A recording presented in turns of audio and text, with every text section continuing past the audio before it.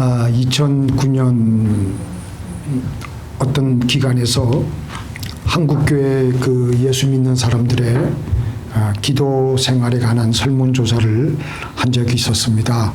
그래서 그 설문조사가 기독교 신문에 발표가 되었는데, 설문조사에서 하루에 얼마나 기도하십니까? 라는 항목이 있었는데, 한국교회 성도들 하루에 얼마 정도 기도했을 것 같습니까? 한번 여러분들 나름대로 평균 내보니까 얼마 정도 된 것 같아요? 30분. 30분 24분입니다. 그래서 기도 많이 하는 사람은 많이 기도하죠. 새벽부터 시작해서 철야기도, 산기도.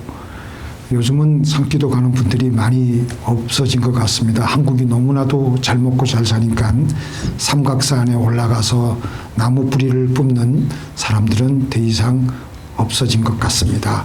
기도원에 가도 옛날처럼 그렇게 성전에서 밤을 새워가면서 기도하는 성도들이 많이 줄어든 것 같습니다. 그렇게 기도를 많이 하는데, 어떤 사람은 아예 기도를 안 해요. 교회는 나가고 예수는 믿는데 기도를 안 해요. 주일날 교회 와서 통성기도 하자 그러면 눈 뜨고 좌우로 살피면서 그래도 그 와중에 조금이라도 기도를 해요.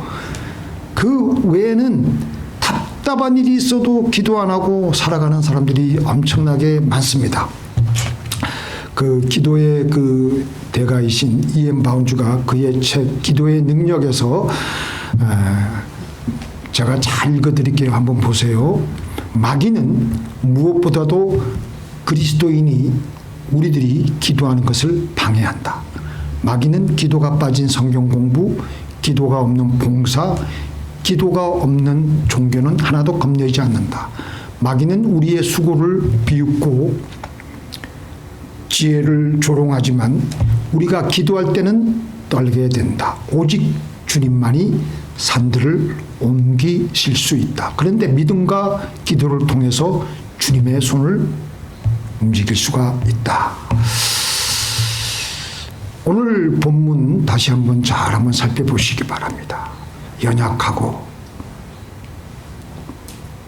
아무도 도와주지 않는 그런 여인이었습니다.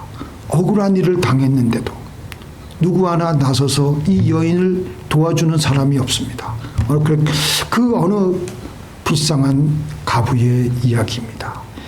이 가부가 그래도 용기를 내어서 자기의 일을 해결해 줄 수 있는 재판관에게 나와서 자기의 일을 해결해 달라고 얘기를 합니다. 한 번, 두 번, 세 번, 네 번, 봄, 여름, 가을, 겨울 그의 출근과 퇴근 시간에 맞추어서 얘기를 하니까 얘기를 해도 처음에는 들은 척 만척합니다. 이런 상황에서 사람들은 기도를 포기합니다. 아이고, 이거는 기도해서 될 일이 아니요. 그래서 이 여인은, 그런데도 이 여인은 끈질기게 자기의 억울한 일을 해결해 달라고, 나의 원한을 풀어주소서. 그 나중에는 이 불의한 재판관이 귀찮고 번거로우니까 퇴근만 하면은 그냥 이 여인이 불시에 나타나가지고 나의 원한을 풀어주소서. 또 아침에 출근할 때쯤 돼서 또 되면은 나의 원한을 풀어주소서. 주야장천으로 아침 저녁으로 그렇게 하니까 이 재판관이 노이로제에 걸리게 되었을 거라고 추정을 해봅니다. 그래서 이 불의한 재판관이지만 할 수 없어서 귀찮고 번거로우니까 일을 해결해 주었다는 것입니다.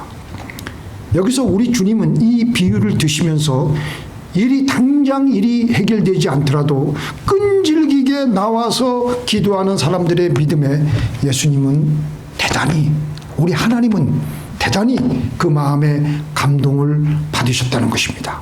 내가 나중에 다시 올 때 이런 믿음을 가진 사람들을 또 볼 수 있겠느냐?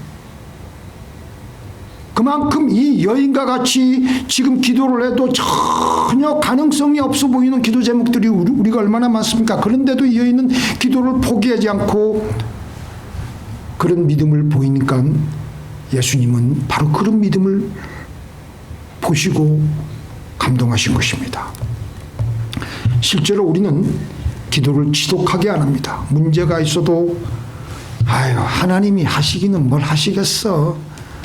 이 일은 하나님하고는 관련이 없는 일이야 라고 생각을 하는데, 우리가 이 말씀 한번 같이 읽어보겠습니다. 시작.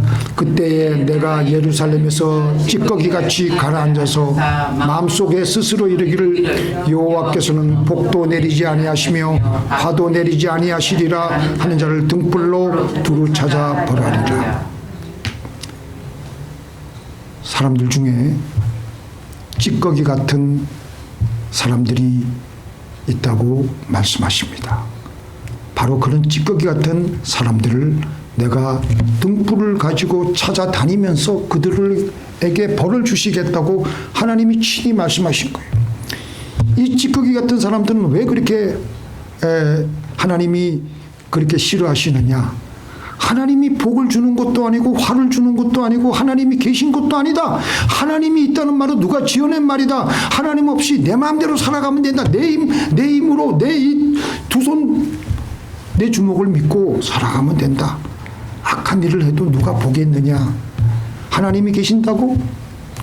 그런 웃기는 소리 하지 마라. 이렇게 말하는 사람들을 하나님은 찌꺼기 같은 인생이라고 하시면서 그들을 직접 등불을 가지고 찾아다니면서 그들에게 벌을 주시겠다고 하시는 것입니다. 하나님을 두려워하지 않고 살아가는 인생들을 하나님께서 일일이 찾아가서 내가 벌 주겠다고 하셨습니다. 우리 왜 기도 안 하느냐? 하나님이 두렵지 않아서, 하나님 알기를 우습게 알아서 기도 안 하는 겁니다. 하나님을 겁을 내질 않아요. 하나님을 겁을 내지 않는 대신에 세상을 겁을 냅니다. 하나님을 두려워하지 아니하면 반드시 세상을 두려워하게 됩니다. 그런데 하나님이 살아계신 것을 믿고 하나님을 두려워하면요, 세상 것들이 두렵지가 않습니다. 이게 법칙이에요. 이게 반비례하는 거예요.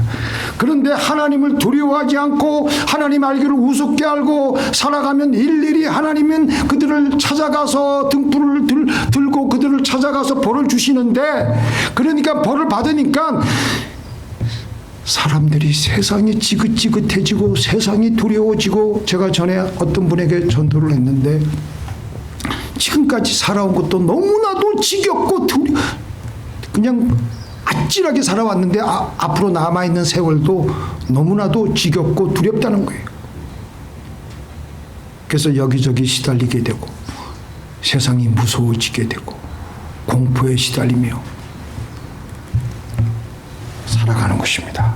그런데 하나님을 두려워함으로, 하나님께 끊임없이 기도함으로, 우리 초대교회의 우리 믿음의 선배들은 그 당시 로마 시대에는요, 장난이 아니에요. 연이어 이어지는 로마 황제들의 그 무시무시한 그 핍박, 바로 죽음의 그 칼을 들고 죽을래 예수 믿을래 하는 그 위협 속에서도 하나도 두려워하지 않고 기쁨으로 그 상황을 맞이하고 천국을, 마지막 순간을 맞이하고 천국을 올라갔던 것입니다. 그러니까 그런 사람들을 히브리서에는 세상이 감당할 수가 없다고 했습니다. 우울함이 어디 있습니까? 죽음의 공포가 어디 있습니까? 죽음아, 너의 쏘는 것이 어디 있느냐? 죽음을 향해 호령치는 겁니다.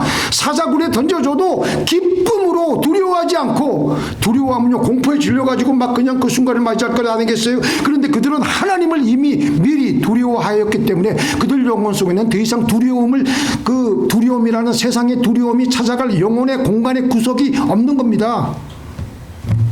하나님을 두려워하며 하나님을 경외하며 하나님께 기도하며 눈물을 흘리며 하나님께 무릎을 꿇는 사람들은 세상을 두려워하지 않고 세상의 그 여러 가지 일들을 통해서 눈물을 흘리지 않고 세상에 무릎 꿇지 않는 것입니다.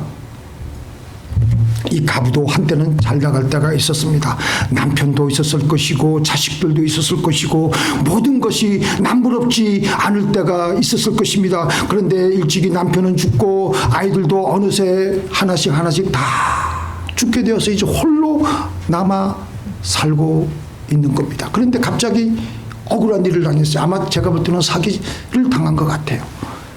근데 아무도 도와주는 이가 없고 사방에 절망으로 꽉 막혀 있는 겁니다. 그녀의 영혼이 녹아내릴 지경입니다. 그녀의 영혼이 완전히 세상에 압도가 되어서 기가 막히고 공포에 질려 있는 상태가 되어버렸습니다.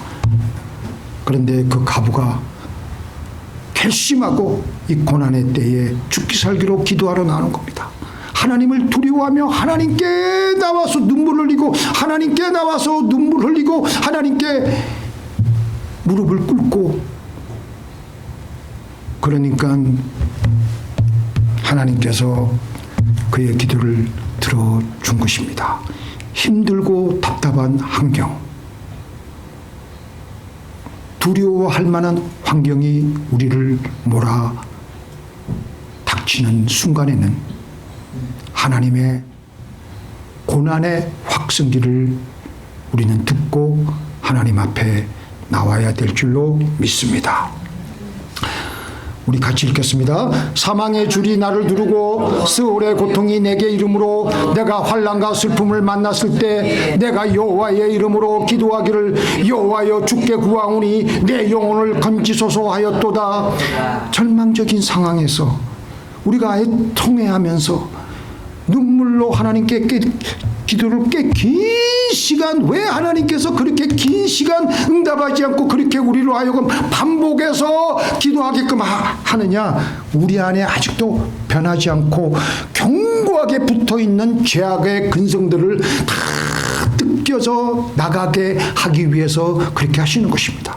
우리의 죄악된 근성 때문에 내 영혼이 답답하며 뭔가가 짓눌려 있어서 늘 답답하고 찝찝해했는데 그 기도의 그 긴 시간을 통해서 그런 내 영혼 안에 붙어있는 죄의 딱지들이 하나씩 뜯겨져 나가는 겁니다.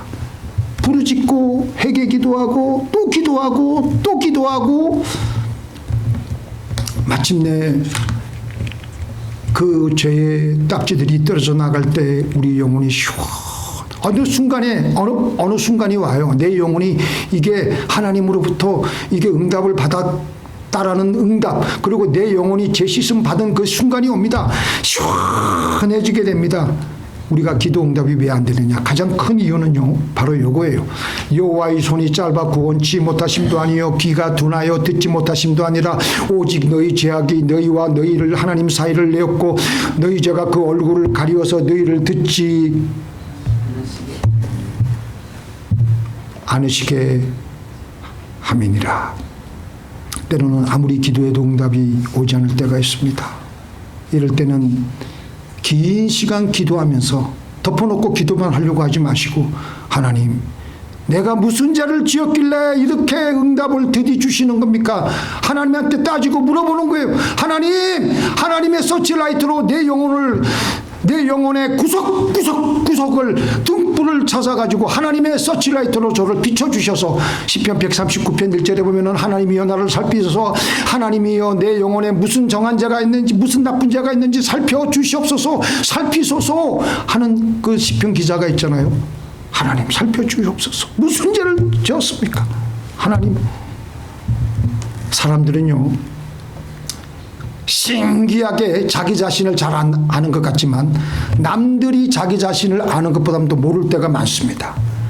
나는 모르는데 남들이 나를 아는 부분들이 있어요. 있습니까? 없습니까? 그래서 우리는 교회 나와서 성도들을 통해서 서로 교제하면요, 그 교제 속에서 아하, 내가 이런 부분이 부족하구나 라는 것을 서로 거울로 비춰주기 때문에 보게 되는 거예요. 그래서 교회가 중요한 겁니다. 그런데 또 어떤 죄가 있냐면 남들도 모르고 나도 모르고 하나님만이 아는 나의 아주 깊숙한 죄가 있습니다. 그거 하나님이 나에게 알려주셔야 돼요. 하나님, 그 죄를 보여주옵소서. 보여달라고. 그렇게 해서 우리의 죄를 보여주시는 대로 회개하는 겁니다. 이렇게 하나님께 내가 죄를 회개하고 깨끗하게 씻음을 받고 나가면요, 우리의 영혼이 어떻습니까? 그건 알아요. 내가 내 육신으로 숨쉬는 거 말고 내 영혼이 깊이 자유함을 누리는 그 영혼의 깊은 숨쉼을 우리는 느낄 수가 있습니다.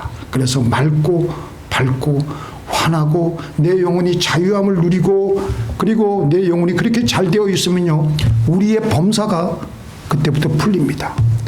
내 영혼이 잘 되어서 기도하면 어떤 일이 벌어지느냐. 같이 읽겠습니다. 시작. 천국 열쇠를 내게 주리니 내가 땅에서 무엇이든지 매면 하늘에서도 매일 것이요 내가 땅에서 무엇이든지 풀면 하늘에서도 풀리리라 하시고, 이 땅에서 내가 먼저 내 영혼이 잘 되고 사랑하는 자여 내 영혼이 잘된 같이 내가 범사에 잘되고 내가 강건하기를 강구하느라, 요한삼서 그 2절이 나오잖아요. 내 영혼이 잘돼서 하나님께 기도하면 기도하는 대로 하나님이 즉시 응답하세요.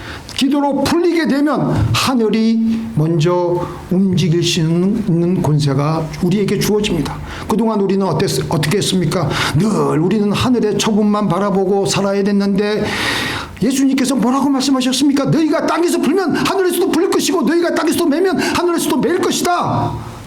이때까지는 팔자려니, 아이고 내 팔자려니 하고 포기하고 체념하고 기도도 안 하고 내 마음대로 살아왔는데, 이제 그게 아니에요. 땅에서 매면 하늘에서도 매고 땅에서도 풀면 하늘에서도 풀린다는 예수님의 말씀을 믿으시기 바랍니다. 그러기에 예수님은 뭐라 그러셨어요?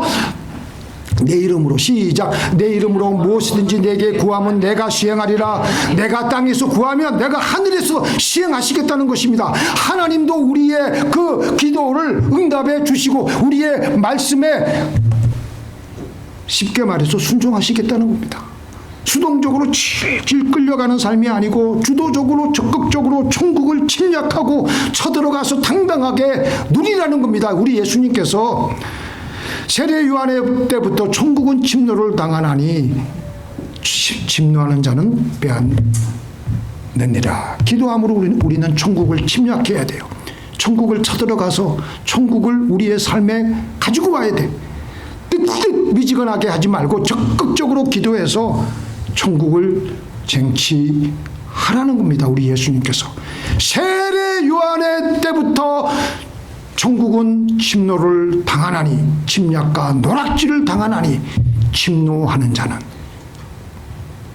빼앗나니라. 지금 이스라엘이 헤즈볼라를 연락에 침략하고 때리고 부수고 막 그냥 하는 것과 같이 침략하고 때리고 부수려면요, 엄청난 힘을 그냥 이렇게 발휘해야 돼. 뜨뜻미지근하게 하지 말고 적극적으로 기도해서 천국을 쟁취하시길 바랍니다. 그래서 우리가 주기도문에 이런 기도하잖아요. 하나님의 나라의 뭐라고요? 임하옵시며. 기도하라는 거예요. 기도하면은 하나님의 나라가 우리 가운데 임한다라는 것입니다. 믿습니까? 네. 열왕기하 13장 14절 17절에 보면은 엘리사가 죽을 병에 걸렸습니다. 그동안 이스라엘 왕 요아스가 이 엘리사 선지자 때문에 자기는 별로 이렇게 게으름을 피고 그냥 한가하게 보내도 엘리사가 아람 나라가 쳐들어올 때마다 그 요소마다 기가 막힌 정보력으로 막아주고 또 전쟁하면 백전백승할 수 있도록 이 엘리사가 기가 막히게 하나님과 영통해가지고 모든 것을 다 알려줬는데, 이 엘리사가 죽을 병에 걸려서 침상에 누워있다는 거예요. 아, 저 선지자가 얼마 안 있으면 죽겠다. 이 요아스 왕이 그냥 마음에 그냥 낙심하고 낭망하고 두려운 마음으로 그 눈물을 흘리며 그 엘리사 선지자에게 나왔습니다. 그러니까 다 죽어가고 있는 엘리사가 침상에서 요아스 왕을 향해서 동쪽 창을 열고 활을 들고 동쪽으로 활을 쏘시오. 동쪽은 어디입니까? 이스라엘의 동쪽이 어디예요? 이스라엘의 그 동쪽이 어디입니까? 지금 시리아잖아요. 시리아가 바로 아람 나라예요. 아람 나라. 아람입니다. 쏘고 나니까 그래서 엘리사 선지자가 말하는 대로 동쪽 창문을 열고 동쪽으로 향해서 시위를 당겨가지고 화살이 날아갔어요. 그 화살을 집어들고 땅을 치시오. 그런데 이제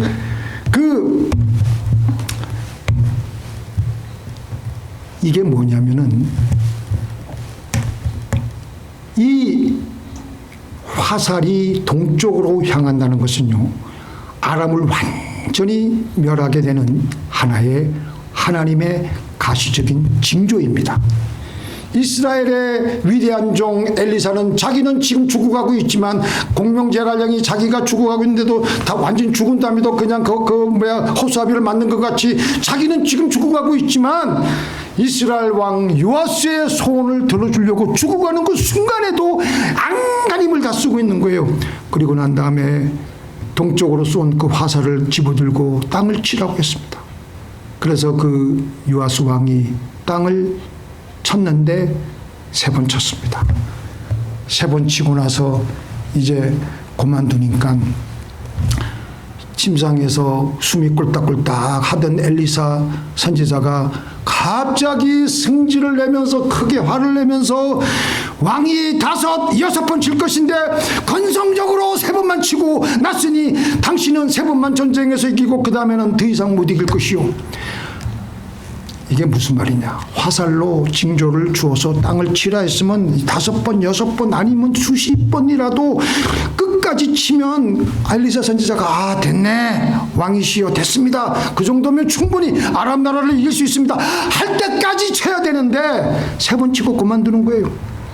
그래서 실제로 요아스가 막상 전쟁에 나가서 아람 나라를 딱 3번만 이기고 그 다음부터는 계속 치다가 결국은 어려움을 당하게 되었다는 것입니다. 이게 무슨 말이냐. 마찬가지로 우리에게도 기도를 통해서 우리에게 주시는 하나님의 약속이, 말씀이 있습니까 없습니까? 그 약속에 의지해서 우리가 기도합니다. 근데 기도를 보통 3번까지도 안 해요. 1번, 2번 하고 아이고 보통 간둬요. 요아스 왕같이 기도를 몇 번 하고 간둘 것이 아니라 수십 번, 수백 번, 수천 번 하면 되는데 우리는 3번만 건성으로 하고 다 중단합니다. 그때 오늘 우리 예수님께서는, 우리 주님께서는 우리 보고 뭐라고 하시냐면은, 그게 뭐냐? 3번으로 안 되면 실망하지 않고 수십 번, 수백 번 기도하였더라면은 마귀의 진이 해파가 되고 기도가 응답이 되었을 텐데, 예수님이 우리 보고 너무너무 안타까워 하시는 거예요. 엘리사 선지자와 같이 이렇게 혀를 찼습니다. 1번, 2번, 3번 정도까지만 기도하고 아무런 일이 일어나지 않는다고 해서 포기하지 말고 끝까지 하나님의 축복을 받아 거머쥘 때까지 기도하시는 저와 여러분이 되길 바랍니다. 아멘. 아멘. 가부는 기도할 때 불의한 재판관에게 와서 분명한 제목을 가지고 말을 했습니다. 뭐라 그랬습니까? 내 원수에 대한 나의 원한을 풀어주소서.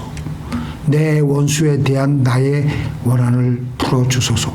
요거 쉬지 않고요 5시간 6시간 해본다고 생각해 보세요. 나중에는요, 내 원수 풀어주소서, 풀어주소서, 풀어주소서, 풀어주소서, 풀어주소서, 풀어주소서. 나중에는 풀어주소서밖에 안 남을 것 같아. 떡을 주세요. 하나님, 그냥 멋있게 그렇게 할 필요 없어요. 고쳐주옵소서, 고쳐주옵소서. 그 말만 하면 돼. 그 말만. 딴 거 길게 김소월의 시와 같이 그냥 서정주의 시인 같이 멋지게 멋들어지게 그냥 미사 요구 갖다 붙일 거 없어요. 하나님하고 나 사이인데 뭐 어때? 하나님이 다 알아들으시는데, 근데 말을 해야 돼. 하나님, 내 원수에 대한 나의 원한을 풀어주소서, 갚아주소서, 풀어주소서. 몇 시간이고 몇 날이고 그렇게 기도하면 주님이 우리에게 이렇게 말씀하십니다. 하물며 하나님께서 그 밤낮 부르짖는 택하신 자들의 원한을 풀어주지 아니하시겠느냐? 저희에게 오래 참으시겠느냐? 마지막에 시작. 내가 인자에게 이르노니 너희에게 이르노니 속히 그 원한을 풀어주시리라. 그러나 인자가 올 때 세상에서 믿음을 보겠느냐 하시니. 우리 예수님께서는요, 예수님께서 다시 공중 재림하실 때 모든 상황이 다 절망적인 상황이라고 하더라도 거기에 짓눌리지 않고 다시 일어나서 천국을 침노하는 믿음으로 끊임없이 이 땅에서 하늘을 움직이는 믿음으로 기도하는 믿음의 사람이 내가 볼 수 있겠느냐. 예수님의 소원이에요. 우리 이제 기도하십시다. 아멘. 네. 기도 어렵게 생각하지 말고요. 간단한 기도 제목. 다른 사람 안 들으면 뭐 하나님 이거 해주세요. 그냥 어린애가 그냥 땡깡 부리듯이 하나님 떡 풀어주세요. 그거 놓고 간절히 기도하면 되는 거예요. 그렇게 해서 몇 시간이고 3시간 4시간 그렇게 하면은요, 땅에서도 풀기도 하고 매기도 하여서 하늘을 움직이는 기도를 하시는 저와 여러분이 되기를 예수님의 이름으로 축원드립니다.